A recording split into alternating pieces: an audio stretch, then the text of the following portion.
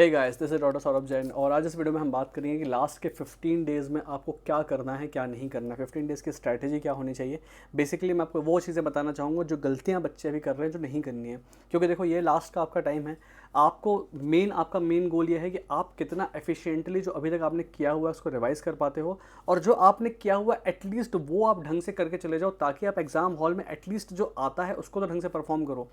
बच्चे जो गलतियाँ कर रहे हैं, जो मोस्ट ऑफ द बच्चे इस टाइम पे गलती करते हैं, वो ये है कि वो इधर-उधर बहुत ज़्यादा भाग रहे हैं, जिस कारण से जो नई चीज़ें होंगी वो तो आप कर ही नहीं पाओगे, और कर भी लोगे तो उसकी एफिशिएंसी उतनी अच्छी नहीं निकलेगी।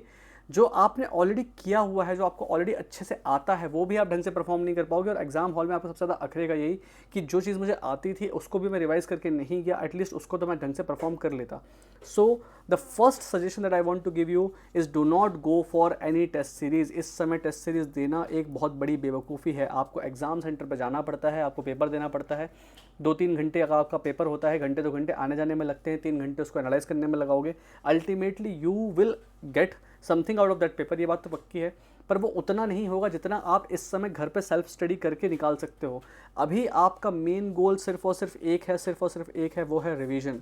आपका मेन काम है कि stick to the things that you already know, और उसको आप प्रॉपरली रिवाइज करके जाओ। चाहे आपके नंबर टेस्ट में 200 आ रहे हो या 600 आ रहे हो, आपका इस बात से अब कोई फ़र्क नहीं पड़ता कि आपके स्कोर कितना आ रहा है। इस बात से फ़र्क इतना पड़ता है कि बस आपने जो अभी तक किया हुआ है वो आप ढंग से एफिशिएंटली कर पा रहे हो कि नहीं। क्योंकि से फॉर एग्जांपल, मान लीजिए आपको सिर्फ बायो आती है और सिर्फ केमिस्ट्री आती है, आपको फिजिक्स नहीं आती। इस टाइम पर क्या ज़्यादा आपके लिए बेटर होगा कि आप उस बायो और केमिस्ट्री को एटलीस्ट ढंग से करके चले जाओ, या फिर आप फिजिक्स के नए नए चैप्टर्स उठाओ और नए चैप्टर्स को करो। क्योंकि हमारे पास टाइम तो लिमिटेड है। नई चीज़ों की चीज़ें के पीछे भागने के चक्कर में क्या हो जाएगा, जो हमको आता है वो भी हम नहीं कर पाएंगे। इसलिए your main goal eight this point of time is self revision. वो बच्चे जिनका स्कोर ऑलरेडी 600 650 आ रहा है, उनकी अगर बहुत इच्छा है और वो किसी पेपर को देना चाहते हैं टेस्ट सेंटर पर जा करके, तो आप कर सकते हो ऐसा, क्योंकि आप उस पोजीशन में हो कि आप अगर 1-2 दिन का टाइम अपना पेपर देने में भी लगा दोगे तो भी चल जाएगा। लेकिन फिर भी जो मेरा पर्सनल एक्सपीरियंस कहता है, जो मैंने टॉपर्स को करते हुए देखा है, ठीक है, जो मैंने अपने दोस्तों को करते हुए देखा है जिनकी रैंक बहुत अच्छी थी, कि लास्ट के टाइम पे ना, या लास्ट के 10-15 दिन में वो भी इधर उधर भागना पसंद नहीं करते, बिकॉज ना we have a lot in our hand that we can revise.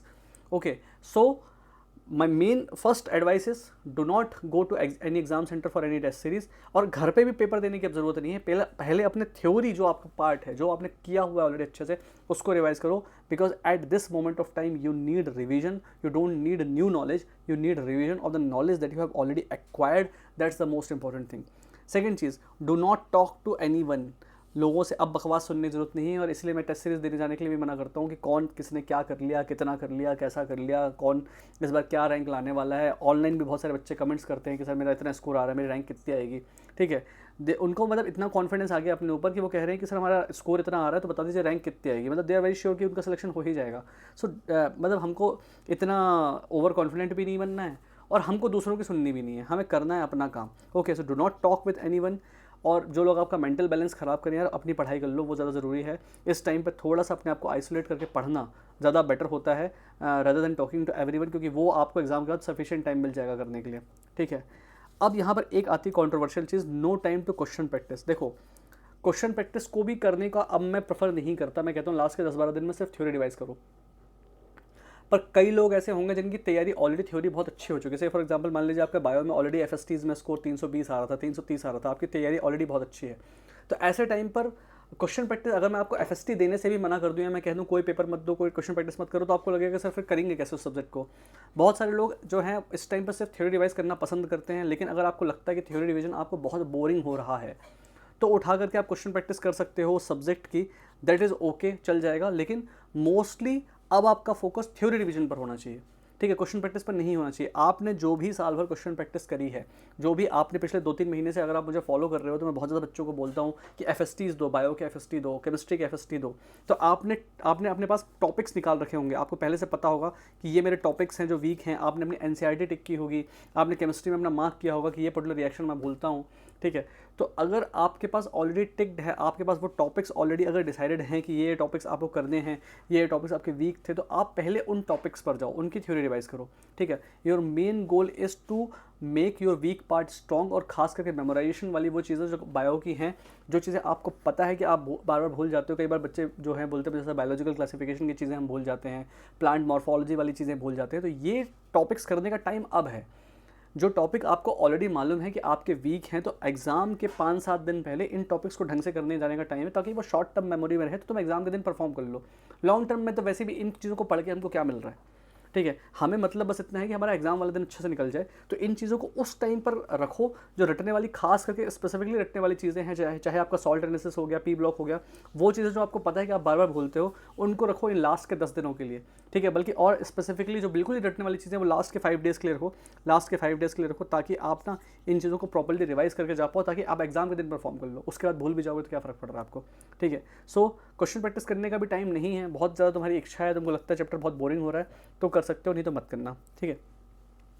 एक चीज़, नई चीज़ कोई भी टॉपिक के पीछे नहीं जाना है। Do only topics done till now, चाहे आपका फिजिक्स हो, चाहे आपकी केमिस्ट्री हो, चाहे आपकी बायोलॉजी हो, करना वही है जो अभी तक आप कर चुके हो, ठीक है। आई होप कि बायो सबने कर रखी होगी, ठीक है। कुछ बच्चे ऐसे हैं जिन्होंने साल भर कुछ पढ़ाई नहीं करी, मेरे पास वो भी मैसेज आते हैं कि सर हमने पढ़ाई कुछ नहीं करी, लेकिन हमें कट ऑफ कम रिक्वायर्ड है, आप ये बता दो क्या करें। तो मैं उनको बोलता हूँ तुम बायो करो, ठीक है। कुछ बच्चे जिन्होंने साल भर कुछ नहीं किया, लास्ट के 15-20 दिन, महीने भर के टाइम पे वो पढ़ने बैठे हैं, तो मैं उनको कहता हूँ तुम सिर्फ बायो कर लो।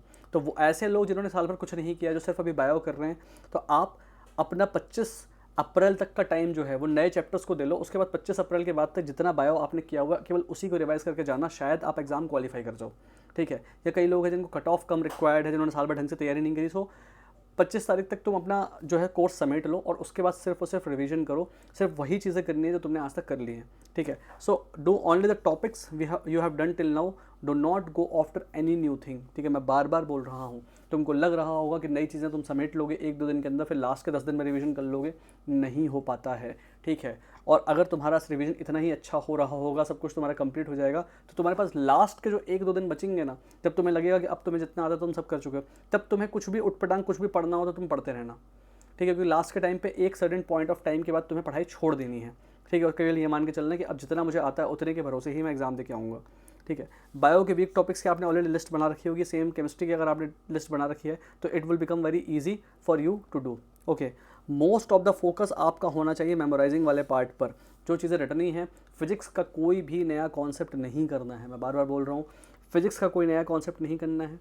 बायोलॉजी के AR वाले क्वेश्चन, केमिस्ट्री के AR वाले क्वेश्चन, फिजिक्स के AR वाले क्वेश्चन, जिसमें बहुत ज़्यादा दिमाग लगता है, जो समझ भी नहीं आता कि कॉन्सेप्ट क्या कह रहा है, बहुत कन्फ्यूजिंग होता है, उन सब चीज़ों के पीछे नहीं पड़ना है, ठीक है। जो चीज़ बहुत ईजी गोइंग, स्मूथली, आराम से हो रही है, केवल उस चीज़ पर फोकस करो, और फोकस करो अपने रटने वाली चीज़ों पर और मेमोराइजेशन पर। न्यू कॉन्सेप्ट्स के पीछे नहीं जाना है, ना आपको बहुत लंबे लंबे स्टेटमेंट बेस्ड क्वेश्चन अब करने हैं, और ना उनको दिमाग लगाना है क्या सही हुआ क्या नहीं हुआ, क्योंकि इतने इतने सारे स्टेटमेंट्स दे देते हैं, फिर उसमें पूछ देते हैं कि which of the followings are correct, all four are correct, ABC is correct. मतलब ये सब ठीक लगता था यार तब तक जब एक सर्टेन टाइम था। फाइनल एग्जाम में ना कोई ज़रूरी नहीं है कि बायो इतनी टफ आ जाए। बायो का अब तक का पेपर बहुत स्टैंडर्ड ही बना है, इवन जो 2025 का भी पेपर आया था बायो का, ठीक है, मैच द कॉलम थे, स्टेटमेंट बेस्ड क्वेश्चन थे, वो भी स्टैंडर्ड क्वेश्चंस थे। ऐसा नहीं था कि उठा के 16-16, 17-17 लाइन की आपको वो दे दिया गया, पैराग्राफ दे दिया गया, उससे फिर पूछ रहे हैं, ठीक है। इट दीज थिंग्स की जा सकती हैं, बहुत बड़ी बात नहीं है, बट ये चीज़ें करने में टाइम लगता है।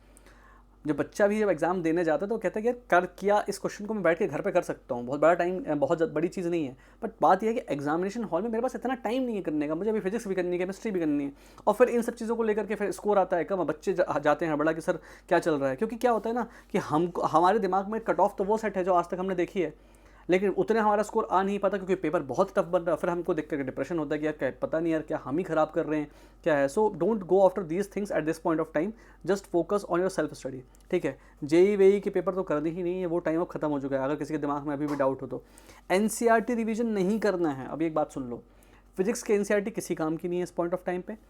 केमिस्ट्री की NCERT भी तभी रिवाइज करोगे अगर तुमने पहले से NCERT पढ़ रखी है तो, अगर नहीं पढ़ रखी है तो अभी आपको केमिस्ट्री की NCERT पढ़ने का कोई सिग्निफिकेंस नहीं है। अपने नोट्स से रिवाइज करो, रिवाइज वहाँ से करो जहाँ से किया हुआ है।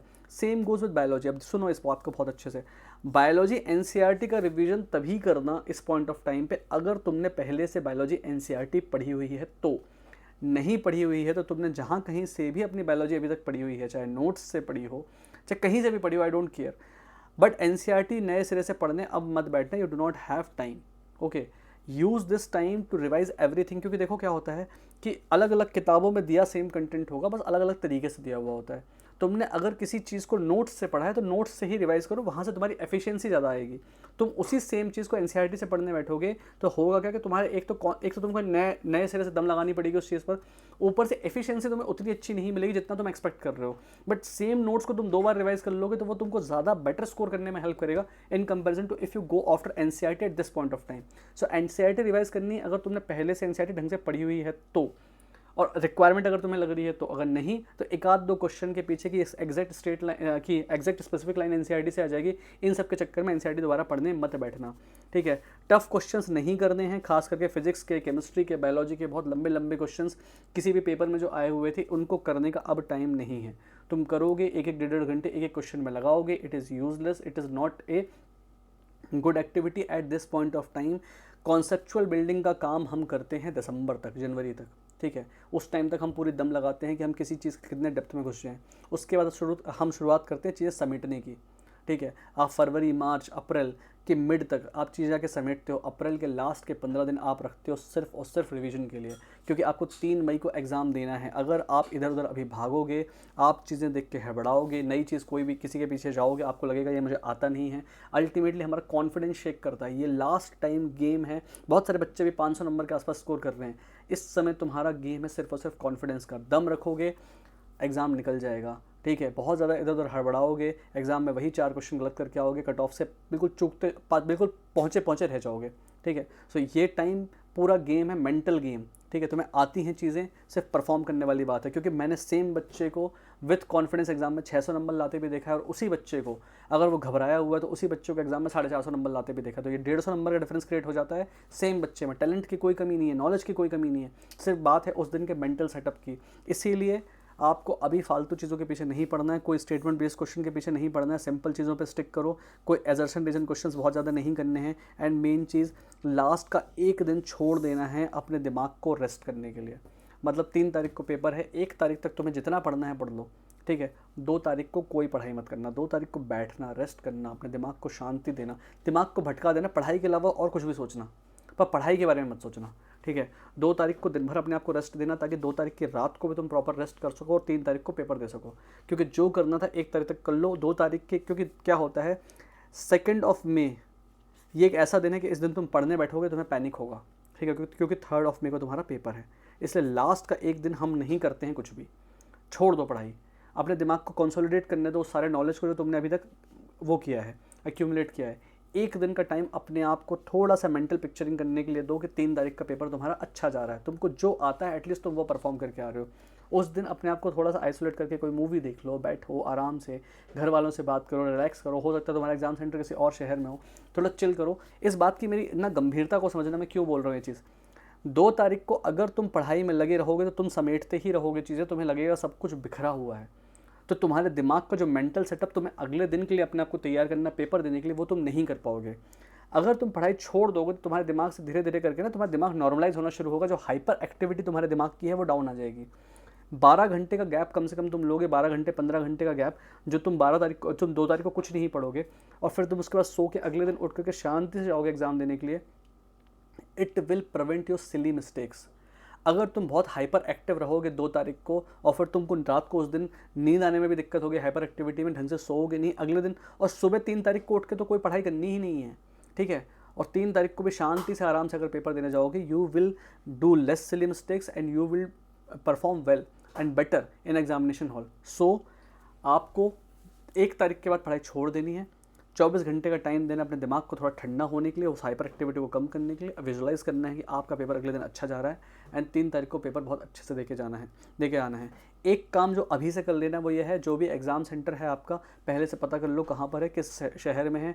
जो भी आपने अपने टिकट्स विकट्स तो करवा ही ली होंगी, कौन आपके साथ एग्ज़ाम दिलवाने के लिए आपको जा रहा है, कोई जा रहा है नहीं जा रहा है, वहाँ पर कितना ट्रैफिक लगता है उस दिन, एग्ज़ाम सेंटर आपको पहुँचने वाले दिन भी एक चीज़ ध्यान रखनी है कि जिस दिन आपका एग्ज़ाम होता है उस दिन ना शहर में भीड़ बहुत होती है।